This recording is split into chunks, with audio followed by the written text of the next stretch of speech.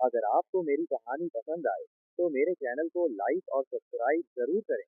और अगर आप लोग अपनी पसंद की कोई कहानी सुनना चाहते हैं तो कमेंट में बता सकते हैं। हम आपकी स्टोरी सुनाने की पूरी कोशिश करेंगे।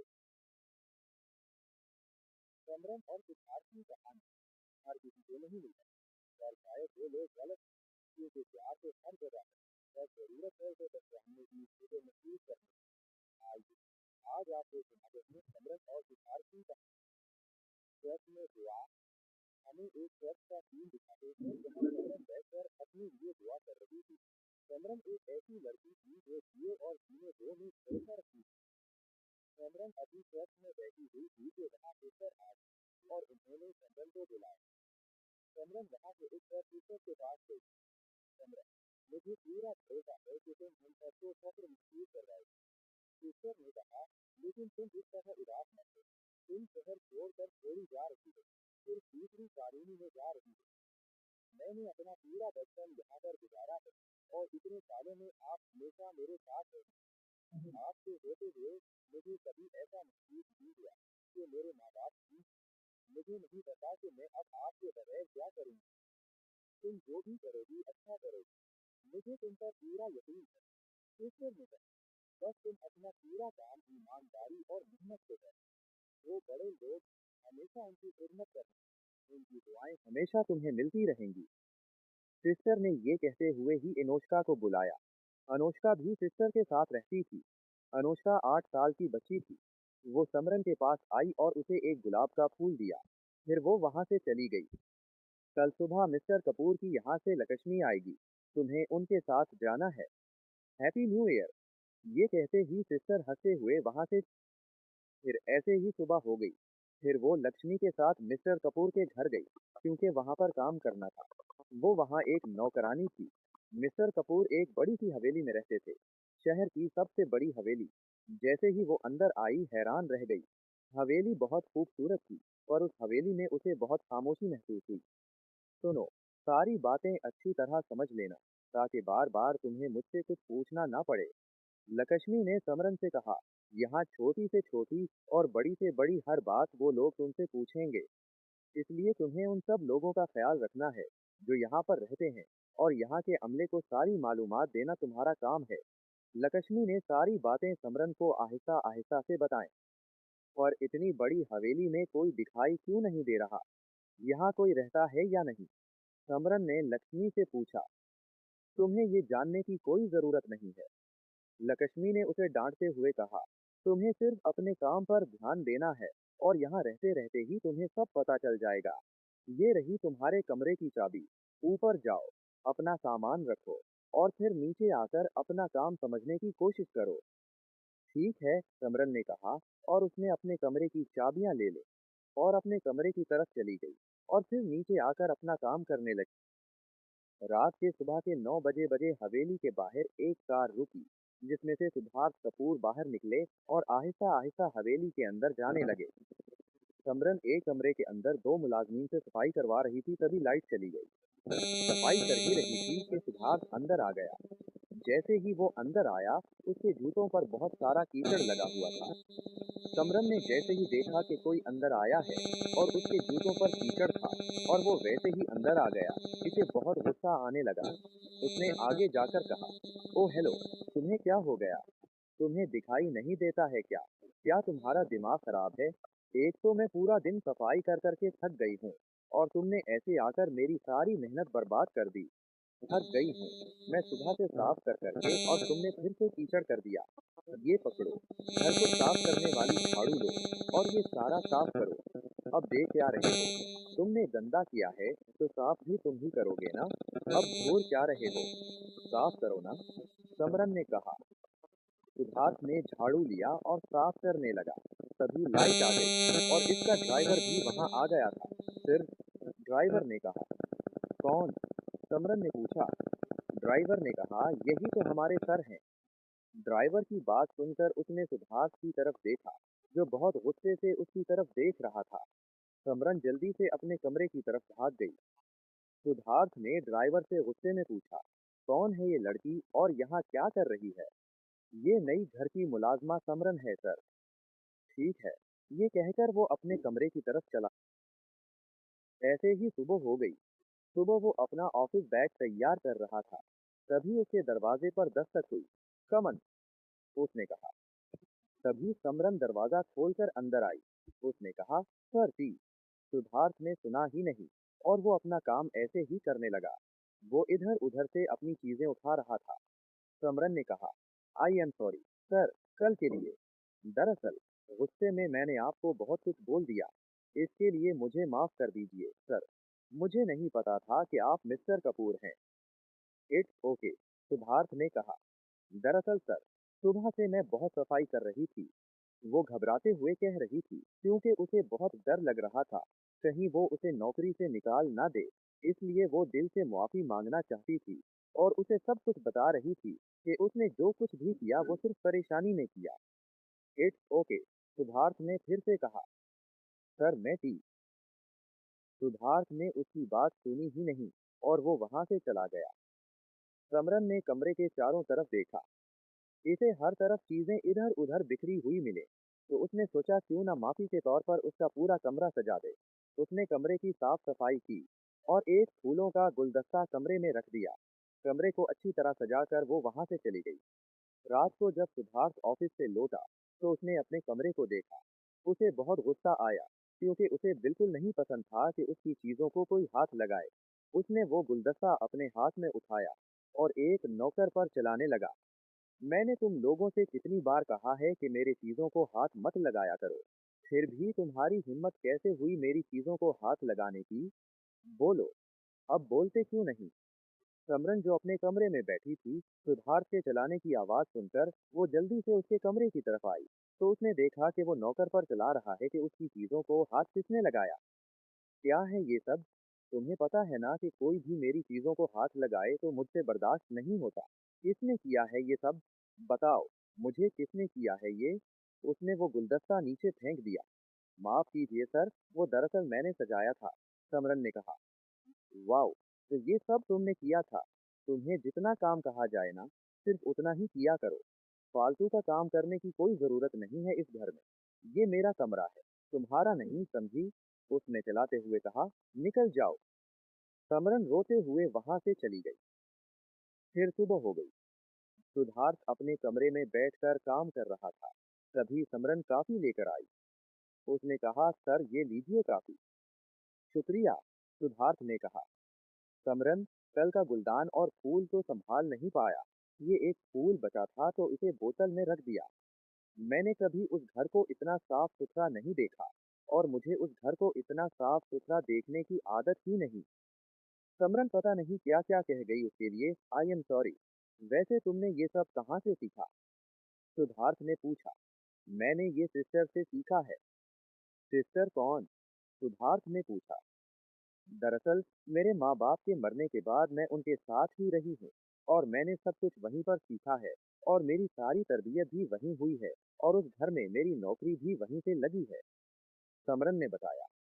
ऐसे ही थोड़ी देर चुप रहने के बाद समरन ने पूछा, अगर आप बुरा ना माने तो एक बात पूछूं सर, आप ये शतरंज का खेल किसके साथ खेलते हैं? थोड़ी देर खामोश रहने के बाद सिद्धार्थ ने जवाब दिया, देखो समरन, इंसान जब अकेला होता है ना तो वो बेजान चीजों को अपना दोस्त बना लेता है। वैसे तुम शतरंज अच्छा खेलती हो। नहीं नहीं सर, मैं ऐसे ही थोड़ा बहुत खेल लेती हूँ।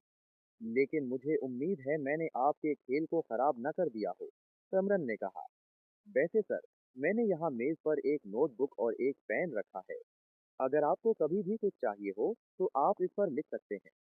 सर, एक और बात, आपके घर पर ना एक बहुत अच्छे बावर्ची हैं जो बहुत ही अच्छा खाना बनाते हैं, तो इसलिए अब से आपको पिज़्ज़ा खाने की कोई ज़रूरत नहीं है। आप चाहें तो आप घर का खाना खा सकते हैं, समरन ने कहा। ठीक है, सिद्धार्थ ने कहा और फिर समरन वहां से चली गई। फिर रात को सिद्धार्थ ने आज रात का खाना किया अपने घर पर। ना जाने कितने साल हो गए थे उसने घर पर रात का खाना नहीं किया था। उसने समरन से पूछा, क्या तुमने रात का खाना किया है? नहीं, समरन ने कहा। तो आओ, तुम भी मेरे साथ बैठकर रात का खाना करो, सिद्धार्थ ने समरन को कहा और दोनों बैठकर रात का खाना करने लगे। सिद्धार्थ ने कहा, खाना बहुत अच्छा बनाया है तुमने। ऐसे ही दोनों ने रात का खाना किया और फिर सुबह हो गई। आज फिर समरन ने एक बड़ी सी जग ली, उसमें पानी भरा और उसमें छोटी छोटी रंग बिरंगी मछलियां डाल दी। उसने जब जग में पानी डालकर खत्म किया तो उसने नोटबुक को देखा। इसमें लिखा था, लजीज रात के खाने के लिए शुक्रिया। मैं सोच रहा था कि ऐसा खाना रोज मिले।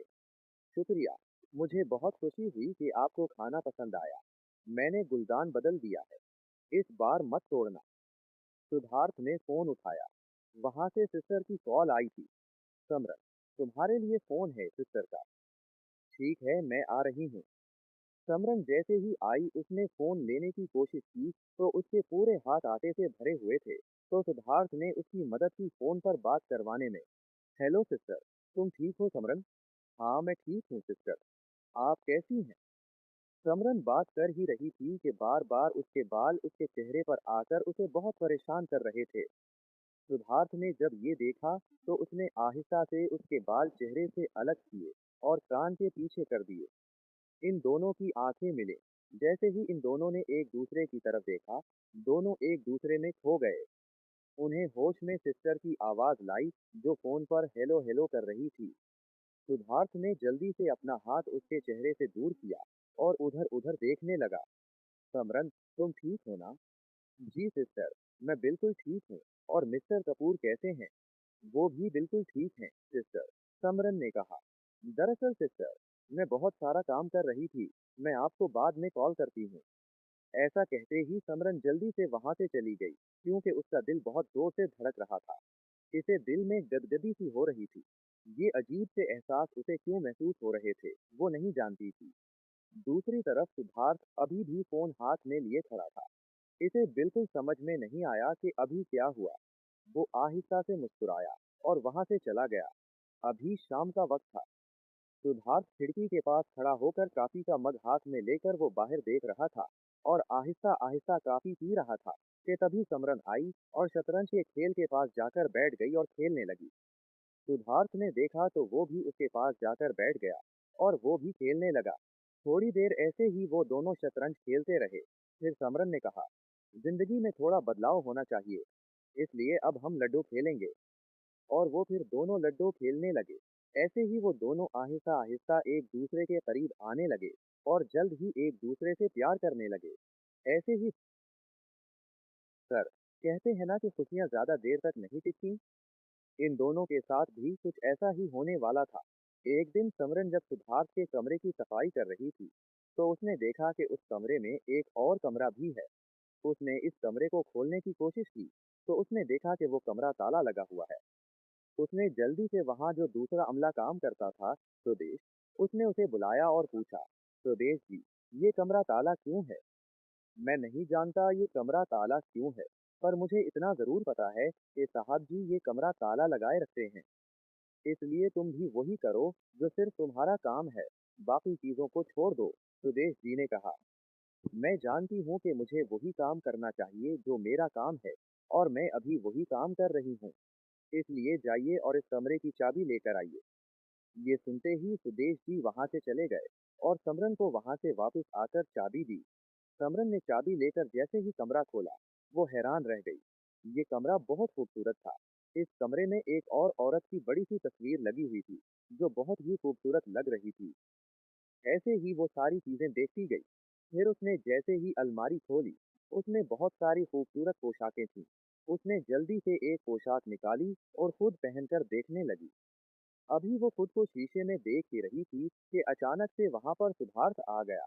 उसने जैसे ही देखा कि समरन ने न सिर्फ दरवाजा खोला है बल्कि कपड़े भी पहनकर देख रही थी, सिद्धार्थ ने गुस्से में जाकर समरन का हाथ पकड़ते हुए कहा, किसने खोला ये दरवाजा? किसने खोला ये कमरा?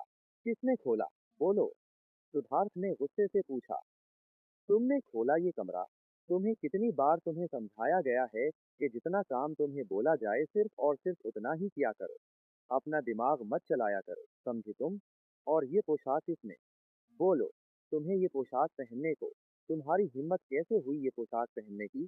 तुम्हें पता है ये पोशाक किसकी है? बोलो, तुम्हें पता है? जाओ अभी और उसी वक्त उतार के लाओ ये पोशाक। अभी के अभी उतार के लाओ और फिर यहाँ से निकल जाओ। निकल जाओ, सिद्धार्थ ने चलाते हुए कहा। फिर उसने दरवाजा बंद कर दिया। समरन भागते हुए छत पर गई और रोने लगी। वो बहुत जोर जोर से रो रही थी। तभी सिद्धार्थ भी उसके पीछे आया और समरन से कहा, आई एम सॉरी, मुझे माफ कर दो। इतने सालों में अगर मैं पहली बार मुस्कुराया हूं तो सिर्फ तुम्हारी वजह से। तुमने मुझे मुस्कुराना सिखाया और पता नहीं मैं क्यों बार बार तुम्हें डांट देता हूँ। समरन, दरअसल उसमें तुम्हारी कोई गलती नहीं थी। सारी गलती मेरी है, क्योंकि मेरा लोगों पर से एतमाद ही नहीं रहा है। मुझे ये रिश्ते, ये दुनिया सब झूठी लगने लगी है। मुझे माफ कर दो। समरन, मुझे समझ में नहीं आ रहा है, मैं क्या, मैं अंदर से खोखला होता जा रहा हूँ, खत्म होता जा रहा हूँ। समरन, मुझे वाकई अफसोस है। सर, मैं हमेशा से यतीम खाने में रही हूँ। अपने हिस्से का सारा दर्द मुझे मिल चुका है। पता है, सब मुझे बदकिस्मत कहते हैं ना। पहले मुझे बहुत बुरा लगता था, लेकिन अब लग रहा है कि सब सही कहते थे। दरअसल मेरी ही गलती है। समरन आसमान की तरफ देखकर कह रही थी, जैसे कि वो रब से बात कर रही हो। मुझे यहाँ पर होना ही नहीं चाहिए था। वो रोते हुए कह रही थी, मुझे तो खुश ही नहीं होना चाहिए। मैं हकदार नहीं हूँ खुश रहने की।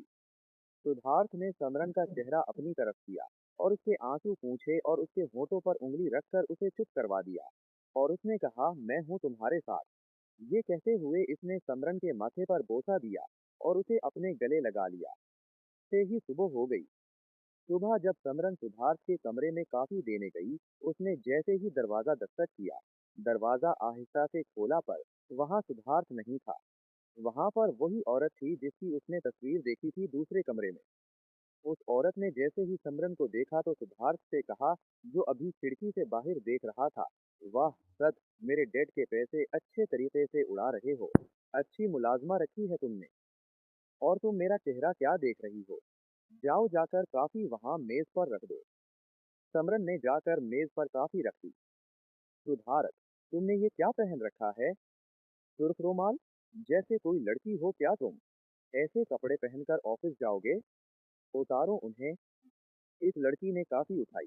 जैसे ही उसे पिया, उसने काफी बाहर थूक दी और समरन पर चलाते हुए कहा, कैसी काफी बनाई है तुमने? तुम्हें काफी बनाने भी नहीं आती? जाओ अब नीचे जाओ, जाकर नाश्ता लगाओ, मुझे बहुत भूख लगी है।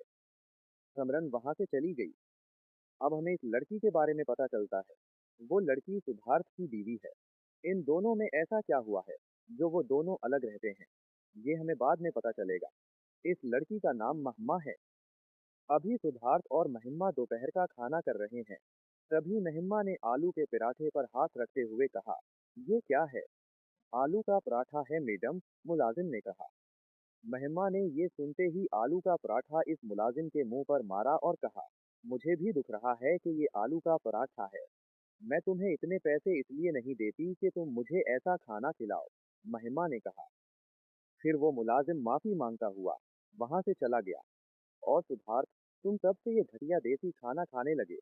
मैं 2 दिन बाहर किया गई, दिखा देना अपनी ये आम दर्जे की औकात। समरन ये सब बावर्ची खाने में खड़ी होकर सुन रही थी। इसे बहुत रोना आ रहा था। ये सब सुनकर उसके दिल में बहुत दर्द हो रहा था और फिर वो अपने कमरे में चली गई। झूठी शादी में कमरे में बैठी हुई थी कि वहां सिद्धार्थ खाना लेकर आया। समरन ने जैसे ही देखा कि सिद्धार्थ यहाँ आया है, उसने कहा, सर, आप यहाँ से चले जाइए। समरन, एक सेकंड के लिए मेरी बात तो सुन लो। ये कहते हुए वो वहां रखी एक कुर्सी पर बैठ गया। उसने कहा, देखो, मेरा मुझे माफ कर दो। मैंने तुमसे झूठ कहा। दरअसल ये शादी शादी नहीं है। ये एक कारोबारी मुआहदा है। समरन, मेरी फैमिली के कारोबार में बहुत नुकसान हो गया था और महिमा के वालिद ने हमारी मदद करने के लिए उन्होंने एक शर्त रख दी। अगर मैं महिमा से शादी करूंगा तभी वो हमारी मदद करेंगे। महिमा के पापा ने मरने से पहले महिमा का हाथ मेरे हाथ में दिया। ये सिर्फ एक मुआहिदा है और कुछ नहीं। तो फिर सर, आप उन्हें छोड़ क्यों नहीं देते? इसे छोड़ना इतना आसान नहीं है, क्योंकि मैं इसके लिए सिर्फ एक जायदाद हूँ और कुछ भी नहीं। समरन, वो इस शहर में अपने खानदान के साथ रहती है, लेकिन जब उसका मन होता है तब वो यहाँ आती है। मैं कुछ नहीं कर सकता, कुछ भी नहीं। तंग आ गया हूँ मैं, परेशान हो गया हूँ। ये जिंदगी जीते जीते ऐसी है। गुजर गया। एक शाम एक सोफे पर सिद्धार्थ बैठा था, दूसरे सोफे पर महिमा बैठी थी। तुम्हारा काम करने का नाटक अगर खत्म हो गया हो तो हम दोनों पार्टी के लिए चलें। देर हो रही है। ये सब समरन सुन रही थी। समरन आहिस्ता उनके करीब आई और कहा, मैडम, मुझे झाड़ू चाहिए। क्यों? हामिला हो क्या तुम? ये सुनकर समरन बहुत परेशान हो गई। उनकी बात बहुत अजीब थी। ओह! फिर वही माफी मांगने का तरीका। मेहमान ने पैसे निकाले और समरन पर फेंक दिए और कहा, ये लो और जाओ और ये नाटक बंद करो। ये क्या तरीका है? कोई किसी से ऐसे तरह बात करता है? सिद्धार्थ ने कहा, ये तुम्हारे यहाँ काम करती है। तुम्हारी कोई गुलाम नहीं है, समझी? तमीज से बात करो। ओह! मैं तो भूल ही गई थी कि इस घर में मेरा एक गुलाम है और वो हो तुम। समरन ये सारी बातें सुन रही थी। इसे बहुत बुरा लग रहा था। तुम जेल सी महसूस कर रही हो ना बच्चे, कि बहुत दिनों से मैंने तुम्हारे साथ ऐसा नहीं किया है ना? तो ये मेहमान ने और पैसे निकाले और सिद्धार्थ पर फेंक दिए।